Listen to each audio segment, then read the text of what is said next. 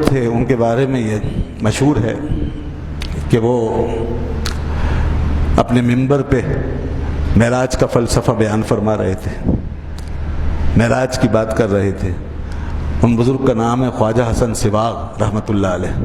یہ لیا میں ان کا مزار موجود ہے پاکستان میں۔ یہ بڑے مشہور بزرگ، پارٹیشن زیادہ پرانے نہیں، ان کا سلسلہ ابھی 3-4 واسطوں سے گزرتا ہوا ابھی بھی موجود و قائم ہے، اور یہ بہت ہی معروف بزرگ ہیں خواجہ حسن سباغ رحمۃ اللہ علیہ۔ تو ان کے بڑے روحانی معاملات تھے، اس میں سے ایک یہ بھی تھا کہ منبر پہ وہ یہ بات سمجھا رہے تھے، تو شاید لوگوں کا چہرہ دیکھ کر ان کو کچھ احساس ہوا کہ اس سمجھنے میں دقت ہو رہی ہے کہ معراج جو ہے وہ کس طرح ہوئی، اور حضور اپنے اس مادی وجود کے ساتھ کیسے اوپر تشریف لے گئے۔ کوئی جسم اس طرح بغیر کسی سہارے کے، بغیر فورس کے، بغیر طاقت کے نہیں جا سکتا، تو کیسے اتنا اونچا سفر کیا گیا۔ تو انہوں نے یہ چیز محسوس کی ہوگی کہ شاید لوگوں کو سمجھنے میں کچھ دقت پیش آ رہی ہے، اور ظاہر سی بات ہے کہ عام عقل سے تو سمجھنا ممکن ہے بھی نہیں۔ تو پھر انہوں نے ایک مشاہدہ کروایا، کیونکہ اللہ والے تھے، وہ انہی لوگوں میں داخل تھے جنہوں نے کہا ہمارے جسم ہماری روحیں ہوتی ہیں، ہماری روحیں ہمارے جسم ہوتے ہیں۔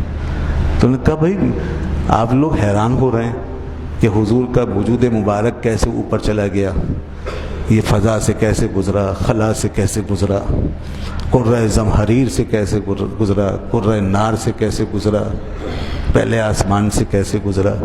یہ فلسفی لوگ کہتے ہیں کہ آسمان پھٹ نہیں سکتا، کھل نہیں سکتا۔ یہ پہلے سے پتہ نہیں کیا انہوں نے طے کیا ہوا اپنے طے کہ آسمان نہیں کھل سکتا۔ اب اگر اللہ تعالیٰ کھولنا چاہے تو کیوں نہیں کھل سکتا؟ تو وہ فرمانے لگے کہ آسمان سے کیسے گزرا، دوسرے آسمان سے، 7واں آسمان سے گزرے۔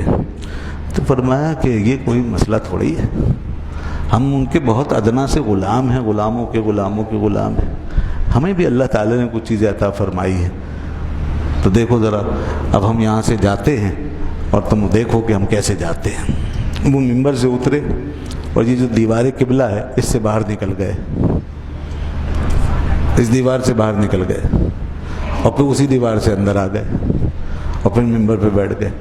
فرمانے لگے جب ہمارے لیے یہ دیوار حائل نہیں ہو سکتی تو حضور کے لیے کوئی شے کیسے حائل ہو سکتی ہے؟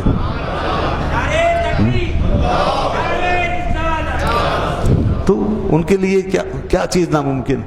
اور پھر اللہ فرما رہا ہے کہ میں نے کیا، تو اللہ رب العزت نے جو اپنے ذمے لے لیا تو ایک مسلمان کو تو شک کرنا ہی نہیں چاہیے۔ تو اس لیے غالب نے بھی ایک شعر اسی مضمون پہ باندھا ہے کہ اس کی امت میں ہوں میں، میرے رہیں کیوں کام بند، اس کی امت میں ہوں میں، میرے رہیں کیوں کام بند، واسطے جس شاہ کے غالب گنبد بے در کھلا۔ فلسفی کہتے ہیں کھل نہیں سکتا، گنبد بے در یعنی آسمان بے در بغیر دروازے کے ہے، تو کھل نہیں سکتا، مگر کھلا ہے، اور جس کے لیے اتنا بڑا کام ہو گیا، جو نہیں ہو سکتا تھا وہ ہو گیا۔